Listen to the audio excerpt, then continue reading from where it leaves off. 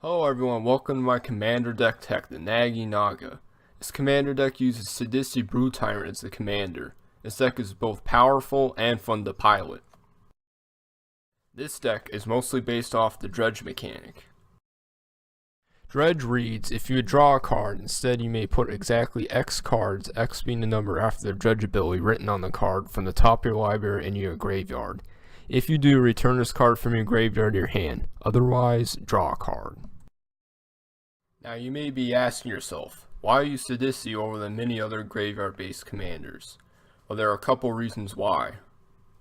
First off, she self-mills upon entering the battlefield and when she attacks. The only other commander that's able to self-mill is Tassiger the Golden Fane, but you have to pay 4 mana to activate his ability, while Sidisi's ability is a triggered ability. She creates value. I'm a big fan of commanders that give you card advantage. Second off, she has the unique ability of creating zombies that put pressure on the board while you're just casting spells and activating abilities that self-mill. While many other control and mid-range decks have trouble putting enough pressure on board while getting card advantage by casting spells like Divination, or setting up for later card advantage by casting spells like Sylvan Library or Phyrexian Arena, Sidisi is able to get a board presence just by dredging. The third and final reason to play Sidisi over the other Dredge commanders is her access to blue, something the Golgari Dredge commanders are sorely missing. I think Sidisi only has competition with 2 other creatures for potential alternative Dredge commanders, and that's the Mimeoplasm and Jared.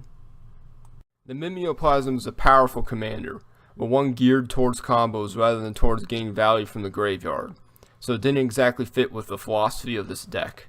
Jared is another excellent commander, but he's even better than the 99 since he's easy to get back from the graveyard using his third ability, which reads, sacrifice a swamp and a forest, return Jared from your graveyard to your hand. And as you'll see later in this video, he's an integral part of this deck. The real reason to use Sidisi is her fun factor. No other deck I've played commander is as fun as this one. This deck gives you a myriad of choices each turn, and it's your job as a player to choose the best course of action for the current board state. I think that is when Magic is at its best. You have a huge variety of options at your disposal, and you get to choose the one that's the most effective for the current board state. Nobody likes playing an autopilot deck. This deck would be on the complete opposite end of the spectrum of a deck like that. This deck has one rule regarding the budget, that rule being that each card needs to be under $20. I follow this rule generally, apart from a couple of key cards. I also have a competitive version of this deck and an under $100 budget version of this deck. I'll go into both later in the video.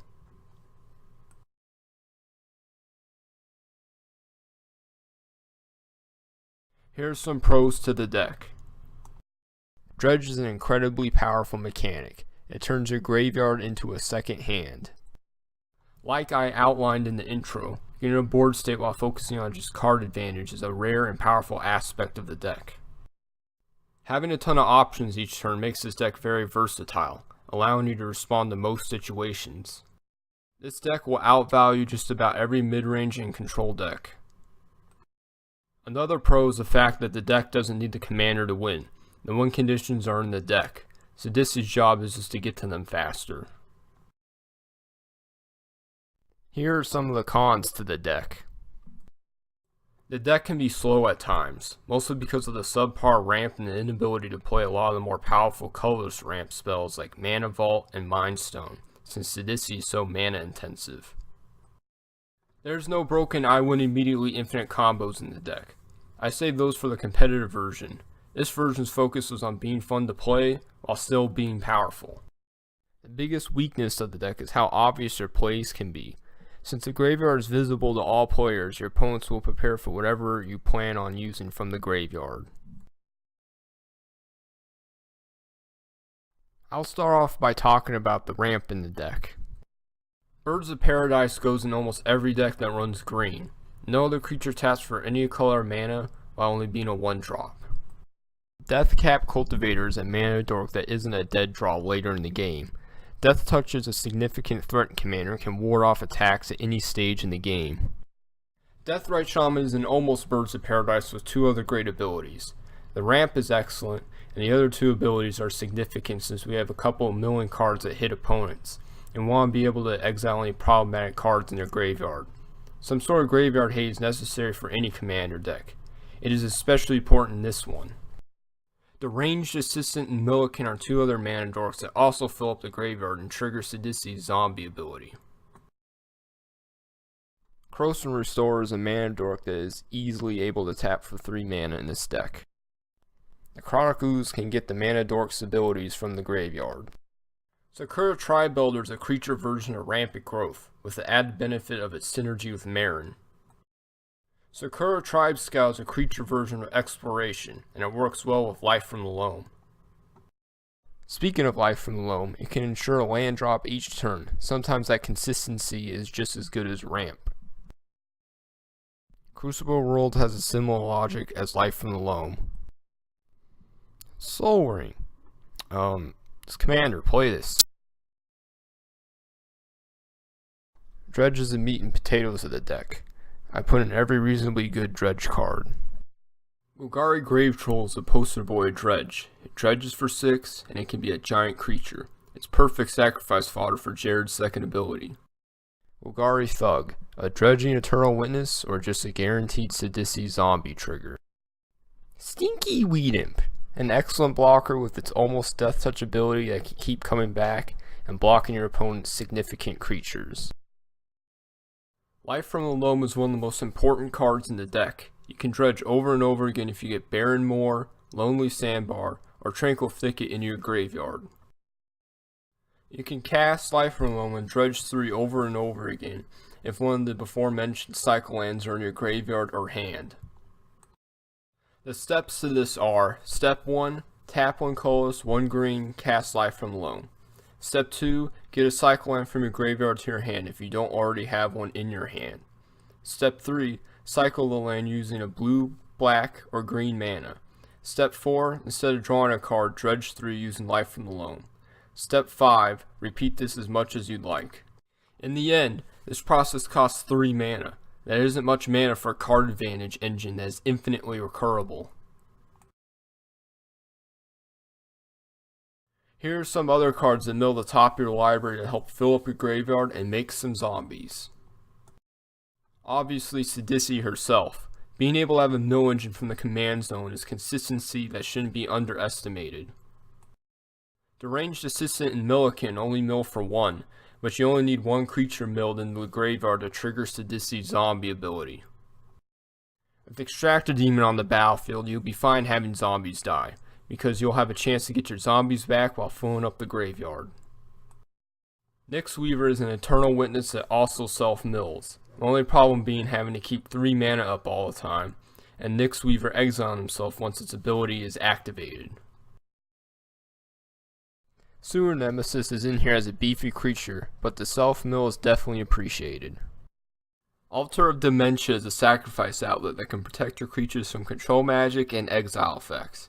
It also allows you to get value off your creatures that die by either milling yourself or your opponents. Mesmeric Orb is one of the most powerful cards in the deck. The special thing about this card is its synergy with Sidisi. Each permanent that you untap goes into the stack separately, meaning you mill yourself for 1, Sidisi checks if a creature goes to the graveyard, then the next Mesmeric Orb ability resolves, and the Sidisi checks if a creature went in the graveyard, and so on. Basically, if you untap 2 permanents and mill 2 creatures, and Sidisi's on the battlefield, you will get 2 zombies. Mesmeric Orb is a solid card for milling your opponent's deck as well. Nobody likes getting milled, for some reason.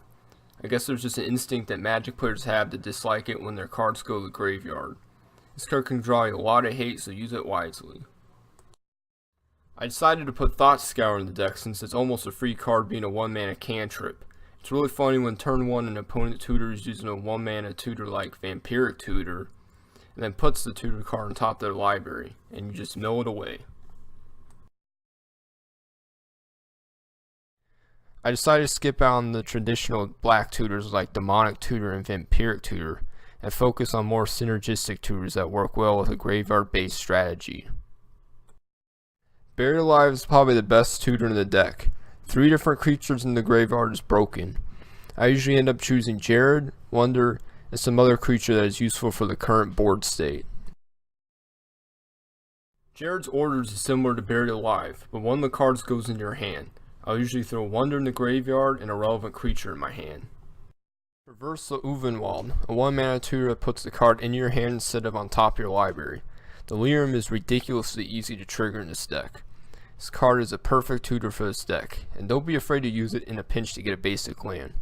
Sometimes in Magic, a basic land is the most powerful card you could have. Entomb is a lot like Buried Alive, but can be used at instant speed and can get any card, not just creatures.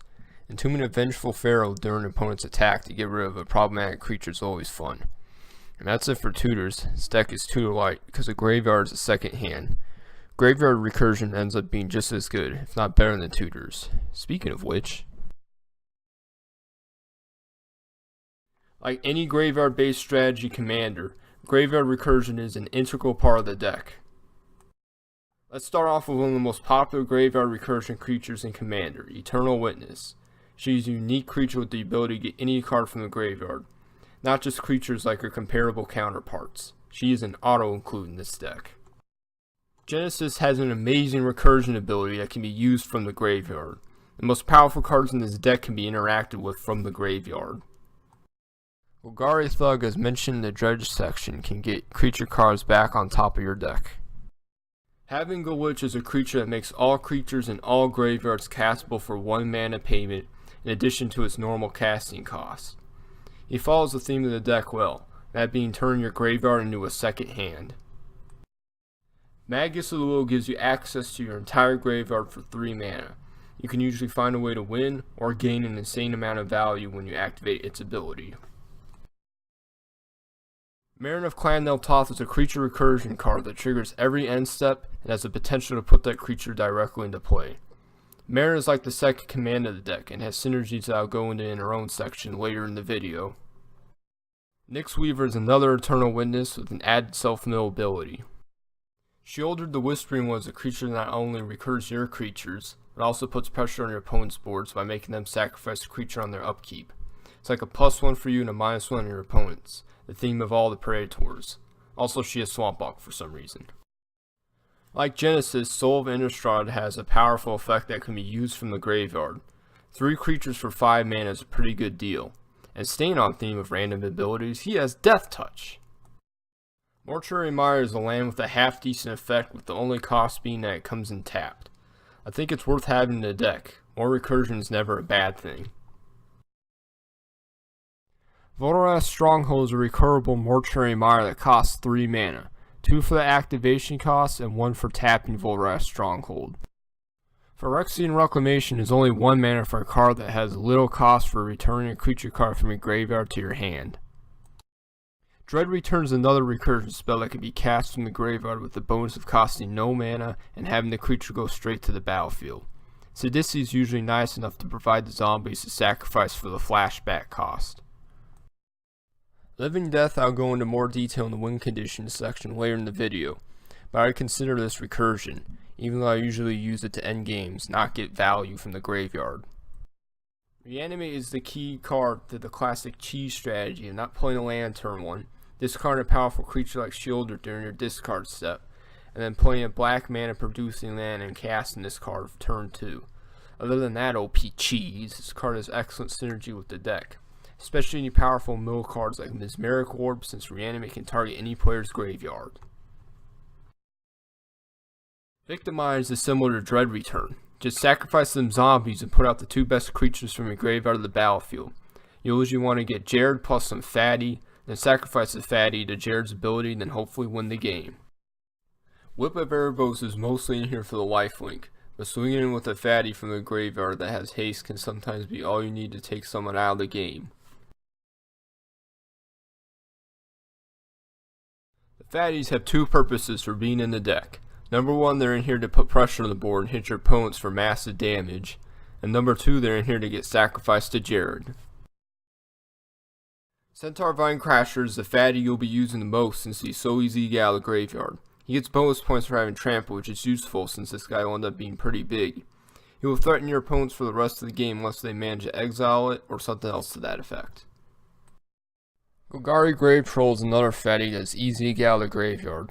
His ability to regenerate is a nice addition, although he won't be as gigantic as some of the other fatties. He'll still scare your opponents into chump blocking at least. Jared from Subway. Unfortunately, he can't sacrifice himself, but that doesn't mean that he can't put some pressure on the board. He also is easy to get out of the graveyard. Lord of Extinction. This guy is appropriately named as he will easily end games. He gets pumped up from all cards in all graveyards.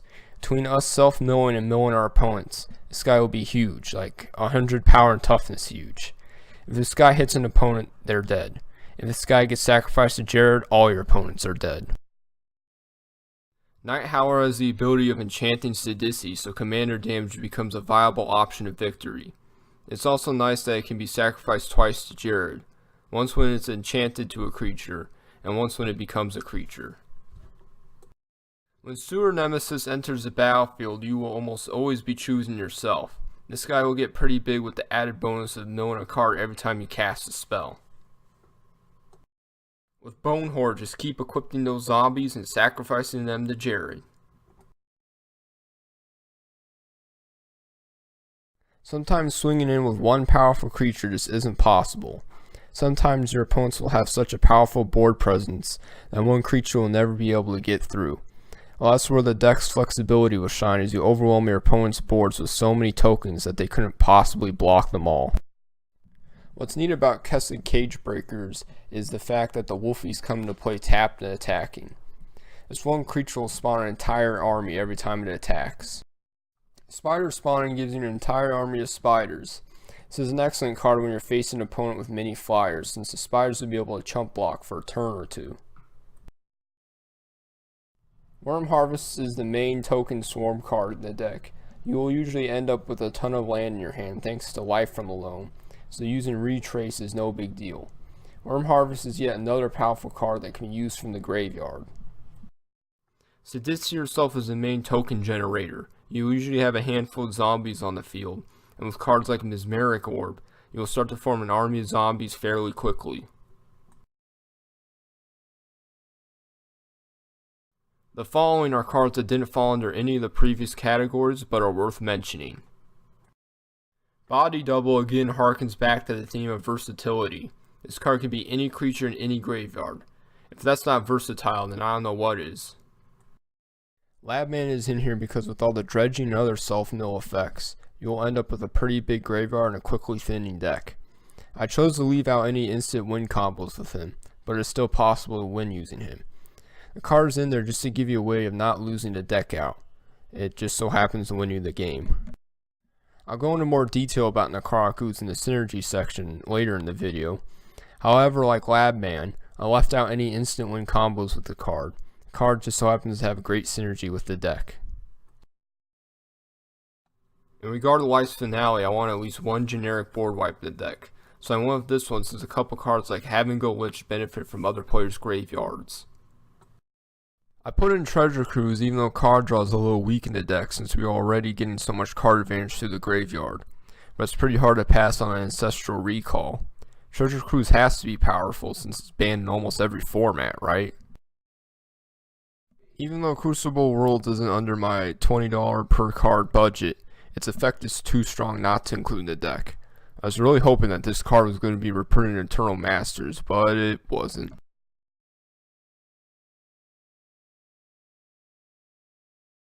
This deck is playing blue, so we should be running some sort of control magic.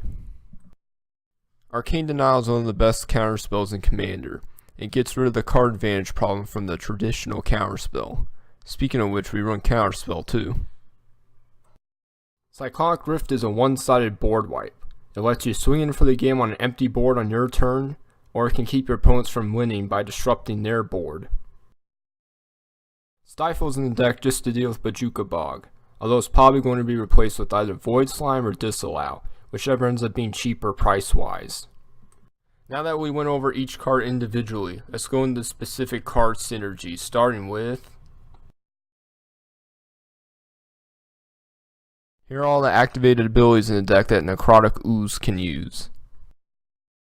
In regard to Life's Finale, remember Necrotic Ooze works for all graveyards.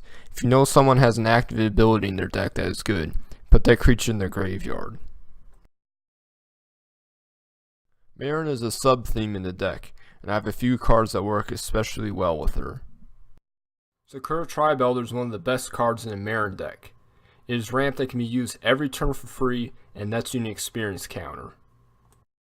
For 2 mana, you can evoke Shriekmaw and kill a creature and get an experience counter from Marin. And then at the end of turn, Marin can either bring Shriekmaw to the battlefield or your hand. With Marin out, Costly Caterpillar ends up being a recurable 2 mana to destroy an artifact or enchantment and get an experience counter. Altered Dimension is an easy way to get a bunch of experience counters for Marin. Just keep sacrificing zombies and milling yourself, and then get more zombies if Sidisi is out. Here are some lands that work well with Crucible of Worlds. Any of the fetch lands are excellent, allowing you to grab lands every turn.